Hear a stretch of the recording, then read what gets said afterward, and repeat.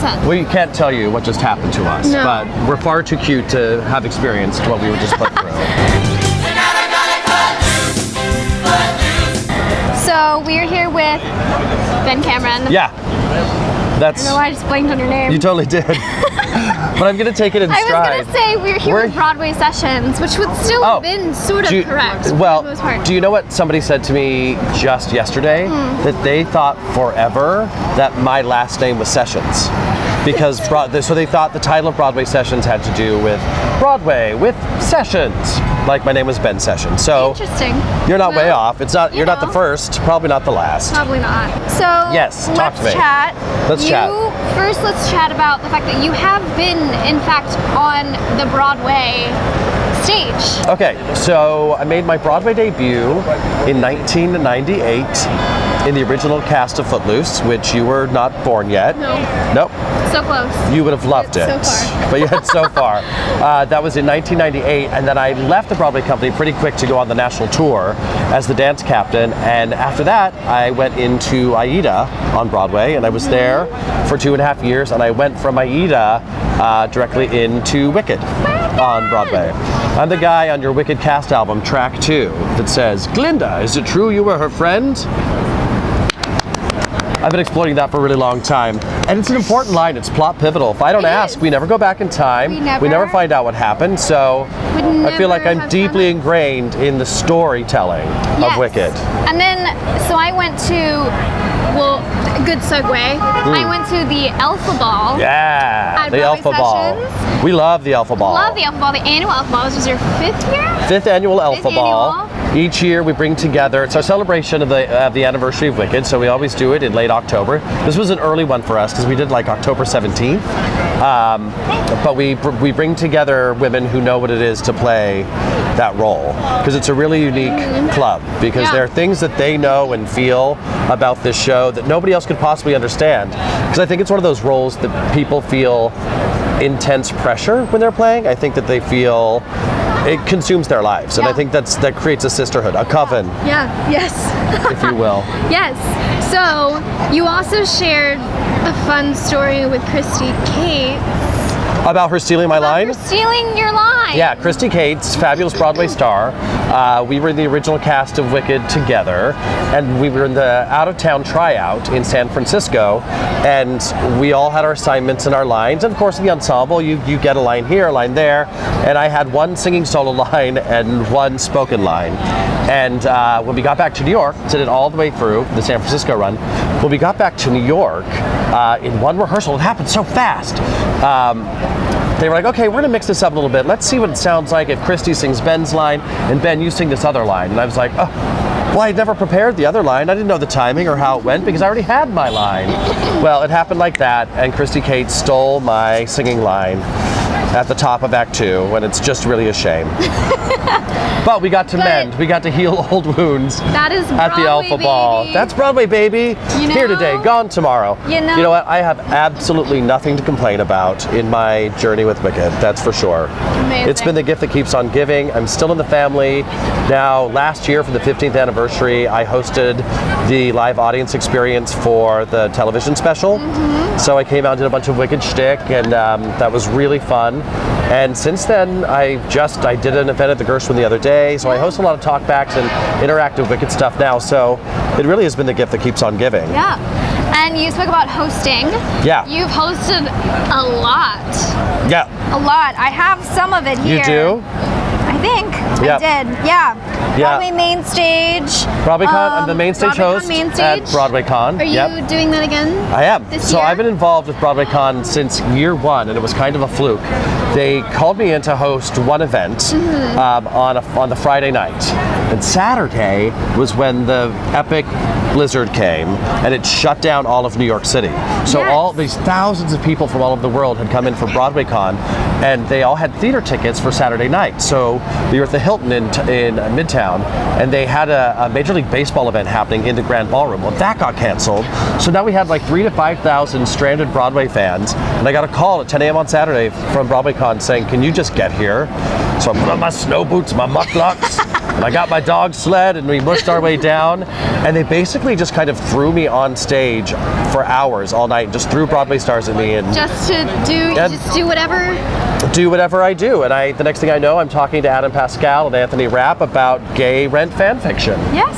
Oh. Like you do. Yeah. So since then, I've kind of been in a part of it, and I love it. That's awesome. I don't know if you follow us. If you don't, you Get should. to follow it.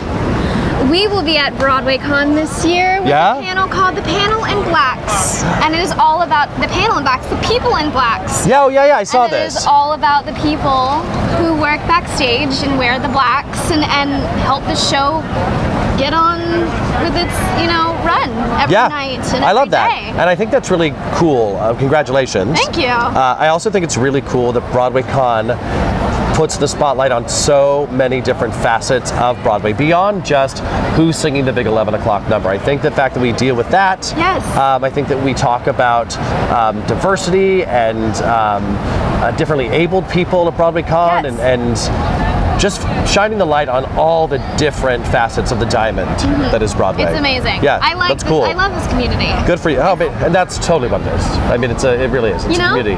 So let's chat a little bit about this new thing that you've started called Reward the Fan. I would love to. Let's chat about that. Okay. So, Reward if the I'm Fan. Go ahead. correct, It's like HQ for the Broadway people. For the Broadway trivia buff inside all of us. And you win things. Yeah, oh, you don't just win things, Claire. You win theater tickets. And it's not just Broadway tickets, which it is, but people who play from all over the country can win tickets wherever they are. So let's say you live in Des Moines, and whatever tours are coming through Des Moines, you have the opportunity to get tickets to go to that. So there are cash prizes, and every game ends with people getting to win theater tickets. So it's really cool. It's called Reward the Fan. It's a free download, and it is like HQ. I pop up in your phone and I ask you 10 Broadway trivia questions, and people win stuff, and it's hilarious and it's fun. So you should it's free. It's free. The game happens Wednesdays at 6 o'clock. It's Reward the Fan. It's just in your phone, free download, and play Broadway trivia. You win things. Assert your dominance over other theater nerds. Show us who's boss. It's really, really fun, and I'm having a ball doing it. And I've only been doing it for like 2 months now. So I'm new. Yeah. It's exciting. So download, play with me. So let's chat about your master classes that you do. I travel all over the country teaching theater and dance workshops because of my past life. When I first moved to New York City at 18, I was quite the little dancer, hence the Footloose play. So I continue to teach and choreograph at studios and universities all over the country, which keeps me really busy in between my hosting gigs, and then I travel and teach and host dance competitions on weekends in the fall. It's a busy schedule. Busy, but booked and blessed. Booked and blessed. You know? And you know what? You can't really ask for much more than kind of being your own boss. Yeah. I think in showbiz, we don't get that a lot, right? So, yeah, I like that part of it. Nice making your own schedule and getting paid to do it. It's killing me. Paid to do what you love. It's killing me softly, but Well, another price you pay. yeah. Just another. For being in show business at all. Yes. So, dance. We're also going to talk about this Broadway World Series that you have. Yeah. Where you can you learn the dances of Broadway shows. It's really cool. So. I was having a powwow with BroadwayVlogs.com, and I love them very much. They've been such a great partner for me, and I got to host the red carpet on the Tonys for Broadway World a couple years ago, which that was like a dream come true moment. Very hot and very sweaty, but dream come true. And I've always wanted to put the spotlight on dance captains. Yeah. Because when you work in Broadway shows, the dance captains are the single hardest working people. They don't really get a day off. They're in the theater every day in some sort of rehearsal, be it a brush up, a put in, teaching new actors the roles, being a part of auditions. They're just unbelievable, and they know everything. So what their brains do is like Crazy. Like what? Totally outrageous. I wanted to put the spotlight on dance captains. The series is called Dance Captain Dance Attack, and each episode is me getting in the studio with the dance captain from a different Broadway show. We talk about what it is, the experience of being a dance captain, and then they teach me a short amount of choreography from the show, which we hope that our audience will learn along with us and submit videos on Instagram using the hashtag DCDA at Official Broadway World, and show us your moves. Yeah. So our last episode was Frozen, and our next episode coming up is Hadestown. Ooh. So stay tuned to BroadwayVlogs.com for that. There's like, I helped out with the Broadway Cares flea market. And we were talking about the Hadestown cult. Is it a cult now? I feel like it is. Like, Yeah. I feel like, It's very popular. you know, That's for sure. people will buy a lot. Although I think we sold like bottles of sand from Once on This Island for like $50. Really? So Yeah, people want a piece of it. You know? That's what's fun at the flea market. I loved that show, by the way. It was I an amazing show. loved it. That amazing. revival was scrumptious. saw it twice. Yeah. Saw it with 2 different T-Moons. Oh, yeah? Yeah. Oh, cool. Saw Haley and I saw Lauren. Lot. Oh, awesome. Yeah. I saw it I think it was the very first preview. So I remember sitting across the aisle from Lynn Ahrens, and it was fun to like, the theater, if you don't know, Circle of the Square, it's kind of in the round. And so the stage projects way into the audience, and so it's really interesting vantage points. So she was across the aisle from me, and it was fun to watch the incredible reaction of the audience for the very first time. Yeah. Because she was taking her notes, but she was just delighted by how much everyone was loving the show. And they were. So good. One of those shows that literally pulls you in to their world for like an hour and a half. Oh, 2 quite hours. literally, yeah. Well, and it's not an hour and a half, it's much longer than an hour and a half, but It's not, because there's no intermission. Was there? no. So I No. guess I went straight through, so it's a little more. Probably like an hour 45. Yeah. But it's one of those shows that I completely forgot where I was. Like I completely was like, You were oh, on the I'm in island. theater. You're like, now on this island. Yes. And then the show would end and I'm like, oh, I have to go home now. I don't want It's to. very weird. Do you know, I know a fun fact about the chickens from Once on This Island. They have were names. I don't remember their names. I do. though. They have live goats and chickens in the show. And it was when I did my Dance Captain Dance Attack episode of Once on This Island with the dance captain T. Oliver Reed, who's also the dance captain for Hadestown. Very, very successful, important man. And their names are Effie, Laurel, and Dina. They were named after the Dream Girls. That's the names of the chickens That's in amazing. Once on This Island. And then the goats are Sparky and something else. Oh, really? I didn't know the goats' names. The goats do have names. Sure. Well, that would I be. don't know what it is though. Would seem unfair if the chickens are walking around with like Dream Girls' You know. names, and the goats are like, I don't even deserve a name. That's what a goat would say. Let's also chat about Broadway Buskers. Is that what brother, you say? Buskers, yeah. Buskers. And it happens like Right here. Right here. Where so Broadway we are currently.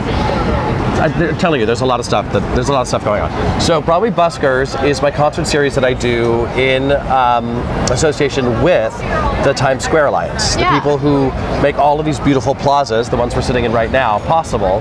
And what we do is we put the spotlight on Broadway performers who are also singer-songwriters. So they come and they get to do sets of their own original music. We also do writers like Ryan Scott Oliver or Carter and Gregor or Robert Kicke or Joey Contreras, of course, who we love. Jeff Blumenkrantz, Katie Thompson, who I can't wait to go see in Oklahoma. I'm going to go this week. We went to high school together. We've been friends our entire lives. Isn't that crazy? Nice. But it happens right in Times Square. It's totally free to the public in these plazas. And we do that in the summertime all the way June through September, the end of September. And you can have food and you can buy alcohol, beer and wine. And it's for all ages. And it's awesome. This year we had Michael Cerveris did a set, and Alice Ripley did a set, and Susan Laurie Parks did a set.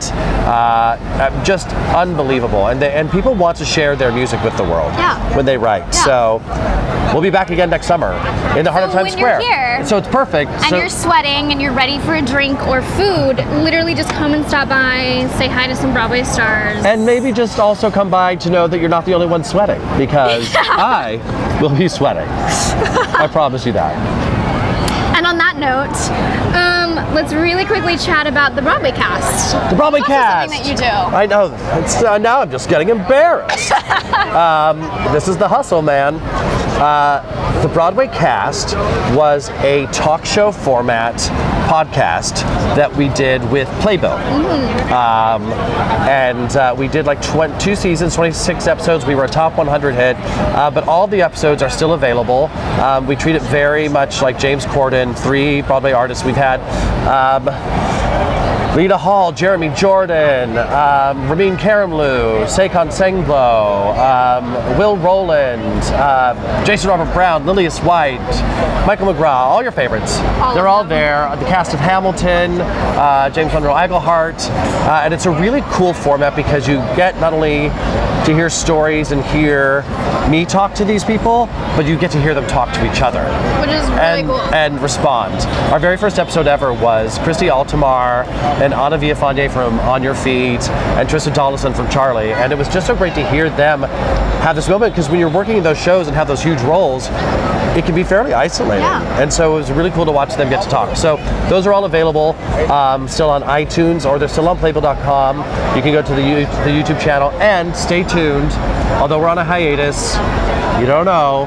You never know. It may be back sooner than we think. Ooh. But I can't say anything more than that. Well, But cross your fingers. and to find out even more, Wait, there's more? there's more, you can follow Ben on Please do. the social medias. I wish you On would. All of them. All of them? Are you on all of the social medias? I'm on the Twitter. I'm on the Instagram. Ben Does Broadway. Ben Does Broadway on those. I'm on the Facebook at Ben Does Broadway. Broadway B-Way Sessions. B-Way Sessions also on Twitter and Yes, Instagram. yes. And Yeah. and that's all the fun stuff that we're doing. And Yes. you know what I really think about? I always call myself your Broadway buddy, because I really think of myself as a fellow theater geek, Yeah. and that's my tribe, and that's why I do these things, because I love to bring people together to celebrate how wonderful it is to love the thing that we love. You know? Yeah. Which is amazing. So it's friendly. I think sometimes it gets snarky in It does, showbiz, yeah. and I always want it to gets be. competitive. I want it to be cuddly. I want it to be like snuggly, like that. You know? So yeah. Well, thank you for sitting down in Times Square. Yeah, that to was fun, talk in with Times me Square. In Times Square. Yeah. I'm kind of This glad. actually worked out. It worked out The experience really that we well. went through earlier that we were mad about, we're not mad about it anymore, No. because this is, I mean,